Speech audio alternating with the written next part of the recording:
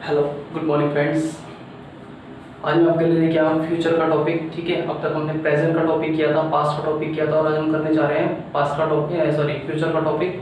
ठीक है, तो देखते हैं फ्यूचर का टॉपिक क्या कहता है। ठीक है, सुनिए। नेक्स्ट हमारे पास आता है फ्यूचर इंडेफिनिट टेंस।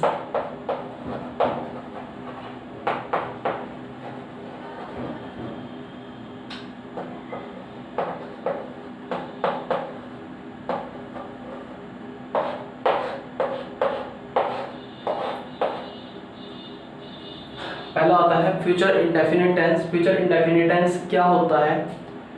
कोई भी ऐसा काम जब हम फ्यूचर में उसको काम को करेंगे। ठीक है, जब हम फ्यूचर में किसी काम को करते हैं तो उसके लिए यूज़ किया जाता है फ्यूचर इंडेफिनिट टेंस। तो इसकी पहचान क्या होगी? इसकी पहचान होगी आपकी जब किसी सेंटेंस के लास्ट में आपका गा, गे या फिर गी।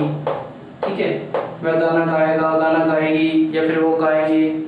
ठीक है, इस तरीके से कुछ भी आता है तो उसको क्या बोलते हैं? आपका फ्यूचर इंडेफिनिट टेंस बोलते हैं। वैसे सेंटेंस स्ट्रक्चर की बात करें तो क्या आता है?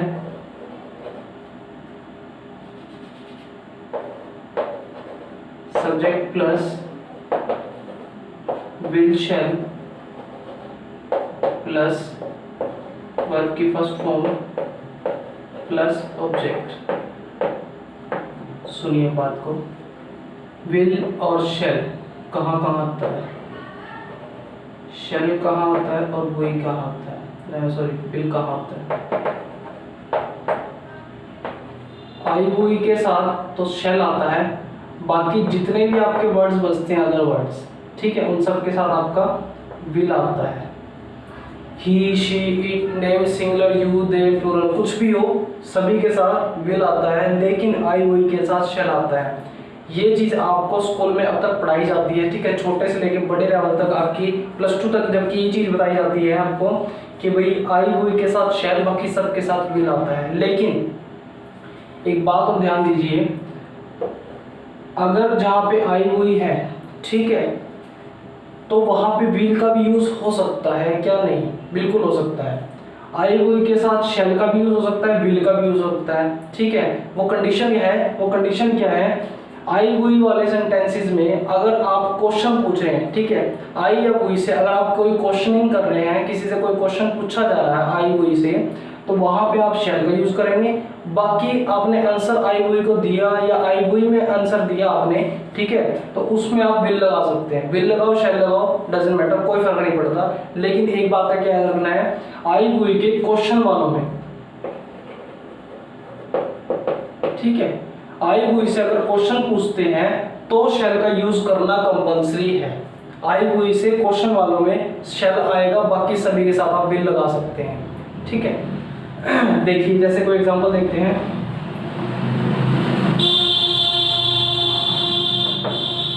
वह गाना गाएगा। ही सब्जेक्ट हो गया हमारा, ही के साथ क्या आएगा? आपका विल आएगा। ही विल गाना, ही विल। अब देखो वर्ब क्या है इसमें और ऑब्जेक्ट क्या है? जो गाना है ऑब्जेक्ट और गाएगा मतलब ये आपकी वर्ब है। तो ही विल सिंग, वर्ब की फर्स्ट फॉर्म, और song, he will sing a song. और अगर इसी की नेगेटिव की बात करें तो क्या हो जाएगा? Will he, sorry,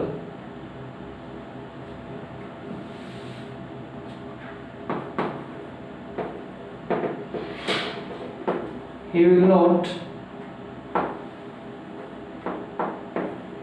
sing a song, वह गाना नहीं गाएगा। और इंटरोगेटिव की बात करते हैं तो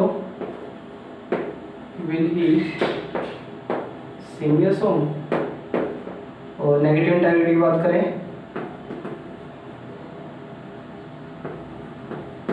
will he not sing a song। ठीक है, इस तरीके से आपका क्वेश्चन बन जाएगा। इसी में एक मैं आई और बी वाला भी आपको समझा देता हूँ। ठीक है, देखिए नेक्स्ट देखते हैं। जैसे मैं पुस्तक पढ़ूंगा, मैं पुस्तक पढ़ूंगा। आई, अब देखिए आई के साथ विल लगाओ शैल लगाओ कोई फर्क नहीं पड़ता। अब लिखा हुआ ना आई विल के साथ शैल आएगा, वैसे जो स्कूल में आपके लिए ये सही माना जाता है, लेकिन आप यहाँ पे शैल लगाएं विल लगाएं दोनों ही ठीक होगा। ठीक है, आई शैल या फिर आई विल रीड बुक, मैं पुस्तक पढ़ूंगा, आई शैल रीड अ बुक। नेगेटिव की बात करते हैं, आई शैल मैं पुस्तक नहीं पढ़ूंगा, आई शैल या फिर will not read a book. लेकिन अगर यही क्वेश्चन इसमें आ जाता आपका कि भाई क्या मैं पुस्तक पढ़ूंगा, ठीक है, क्या मैं पुस्तक पढ़ूंगा, तो देखिए क्या मैं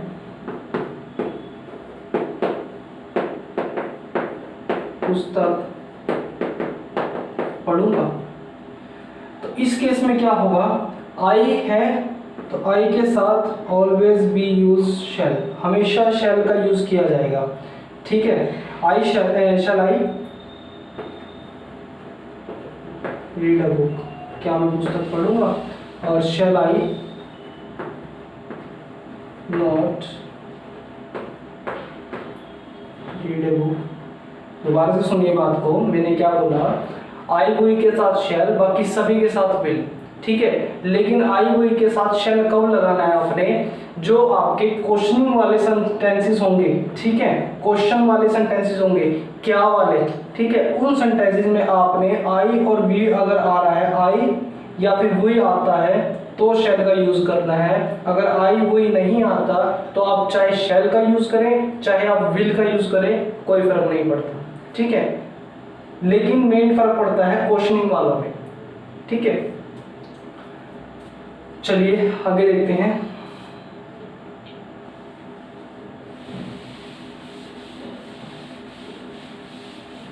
एग्जाम्पल देखते हैं आगे।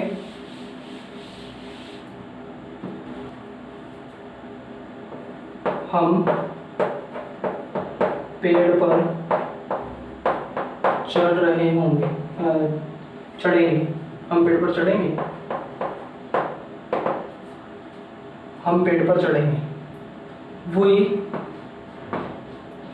वही के साथ मैंने फिर वही बताया शैल विल कुछ भी लगाओ, लेकिन अगर ये क्वेश्चन होता कि क्या हम पेड़ पर चढ़ेंगे, ठीक है, तो आपका आ जाता शैल हुई। लेकिन यहाँ पे क्या आ रहा है, हम पेड़ पर चढ़ेंगे, क्वेश्चन नहीं आ रहा बल्कि बता रहा है कि हम पेड़ पर चढ़ेंगे। और जब बता रहा है किसी काम को, क्वेश्चन नहीं पूछ रहा, तो वहां पे आप वही के साथ शैल लगाए विल लगाए कोई फर्क नहीं पड़ता। वी विल, पेड़ पर चढ़ना होता है क्लाइंबिंग। ठीक है, क्लाइंब, पेड़ पर पहाड़ पर किसी भी चीज पर चढ़ना होता है climb. We will climb on a tree. We will climb on a tree. We shall या फिर will not climbing on a tree. And अगर इसी की बात करें, यही है, अगर आपका क्वेश्चन में पूछा जाए तो आपका shall यूज होगा। क्या हम पेड़ पर चढ़ेंगे, shall we climb on a tree, और नेगेटिव डेरिवेटिव में shall we not climbing on a tree। ठीक है, चलिए नेक्स्ट देखते हैं, फिर इसी के बाद हम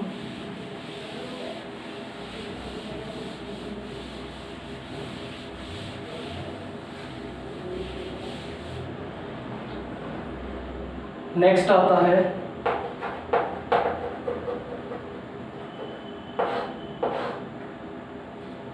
फ्यूचर कॉन्टिन्यूस टेंस। क्या होता है, कोई भी ऐसा काम जो हम फ्यूचर में करेंगे, ठीक है, तो प्रेजेंट डेफिनेट। लेकिन अगर कोई काम हम कर रहे होंगे, ठीक है, फ्यूचर में हम उस काम को कर रहे होंगे, फ्यूचर में हम फ्यूचर की बात करें कि हम पेड़ पर चढ़ रहे होंगे, चढ़ेंगे अलग बात है, लेकिन चढ़ रहे होंगे। किसी ने कुछ भी काम कहा, ठीक है, तो हमने कहा कि हम कल उस समय ये काम कर रहे होंगे, ठीक है, उस टाइम पे कल हम ये काम कर रहे होंगे, या फिर उस समय हम कल पेड़ पर चढ़ रहे होंगे। तो देखिए इसकी आइडेंटिटी क्या होगी, जब किसी भी सेंटेंस के लास्ट में रहा होगा, रहे होंगे, रही होंगी, किसी भी सेंटेंस के लास्ट में इस तरीके से वर्ड्स आपको दिख जाएंगी, ये वाली सेंस अगर आपको दिख जाती है तो वहां पे समझ जाना, उसको देखते हैं कि क्या है, फ्यूचर कॉन्टिन्यूअस टेंस है। तो इसका स्ट्रक्चर क्या होगा आपका, subject plus will shall plus be plus verb के फर्स्ट फॉर्म के साथ आईएनजी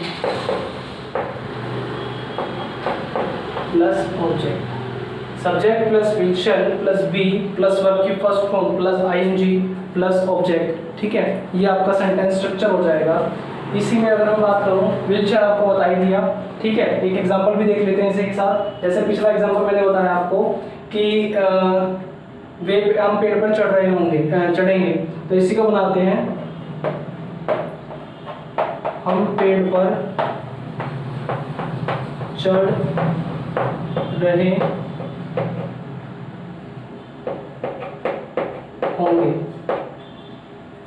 हम पेड़ पर चढ़ रहे होंगे, ठीक है। किसी ने कुछ काम बोला कि कल उस समय आप क्या काम कर रहे होंगे, या फिर कल आप फ्री हैं, हमने कहा नहीं, कल हम पेड़ पर चढ़ रहे होंगे। सीधी सी बात है, फ्यूचर की बात आ जाएगी, होंगे, तो कल लगाने की जरूरत नहीं होगी, ठीक है, हम पेड़ पर चढ़ रहे होंगे उस टाइम।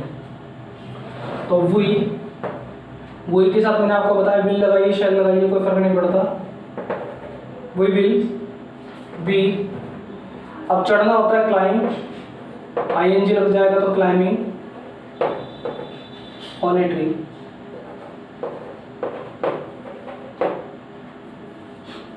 और हम पेड़ पर नहीं चढ़ रहे होंगे, वी विल। अब देखिए नोट कहाँ है ना, विल के बाद, ठीक है, we will not be climbing on a tree. और अगर इसी में पूछे कि क्या हम पेड़ पर चढ़ रहे होंगे, तो उस केस में क्या आएगा, शैल।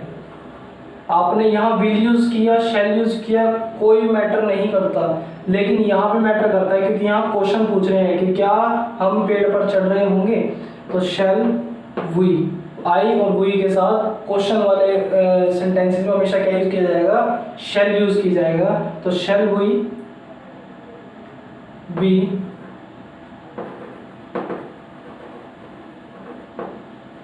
climbing on a tree, shall we not be climbing on a tree। चलिए नेक्स्ट एग्जाम्पल की तरफ देखते हैं हम, ठीक है।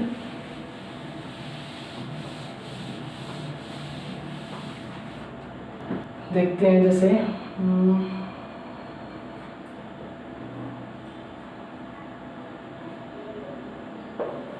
वे पुस्तकें चुरा रहे होंगे, वे पुस्तकें चुरा रहे होंगे। दे के साथ विल, दे विल बी। चुराना होता है steal, second form stole, third form stolen, steal, stole, stolen. तो स्टील क्या हो जाएगा, stealing. They will be stealing books, they will be stealing books. वे पुस्तकें चुरा रहे होंगे, वे पुस्तकें नहीं चुरा रहे होंगे, they will not be stealing books।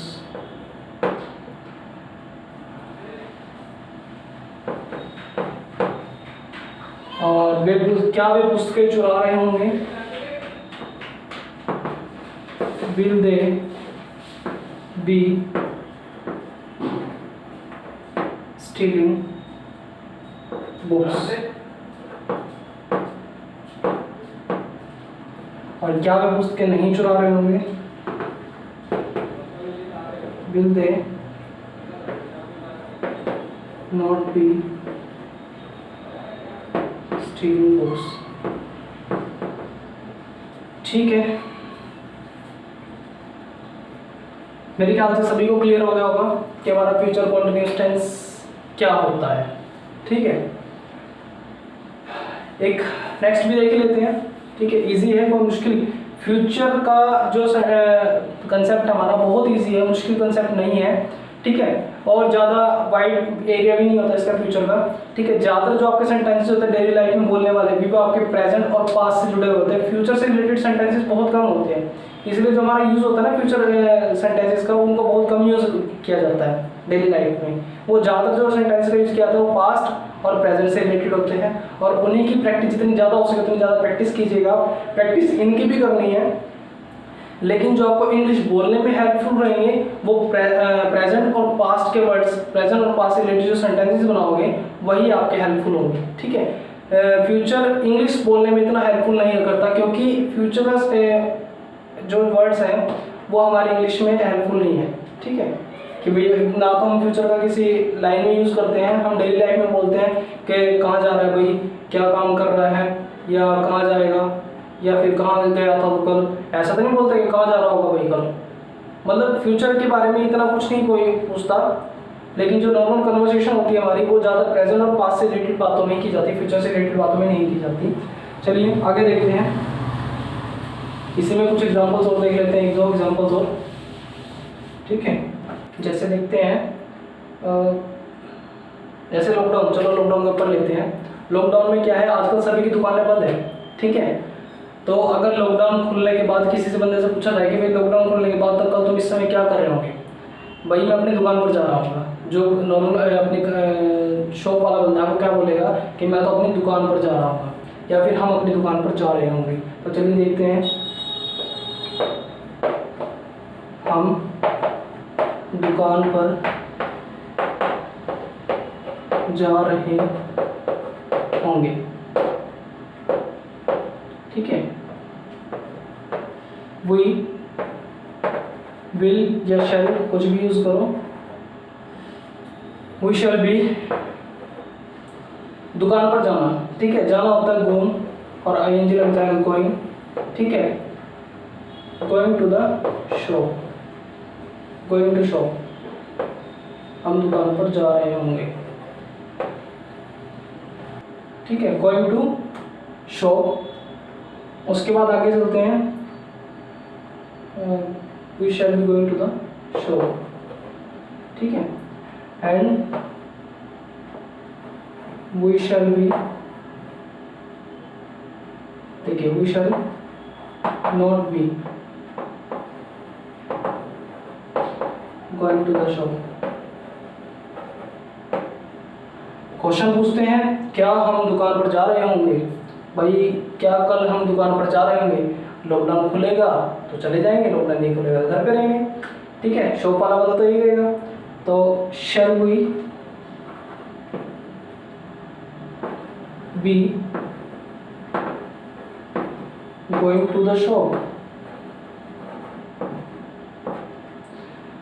And shall we, क्या हम दुकान पर नहीं जा रहे होंगे? शैल वी नॉट बी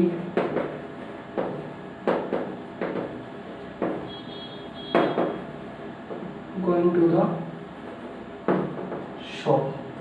ठीक है, मेरे ख्याल से सभी को समझ आ गया होगा कि हमारा फ्यूचर इंडेफिनिट टेंस क्या होता है, फ्यूचर कॉन्टिन्यूअस टेंस क्या होता है।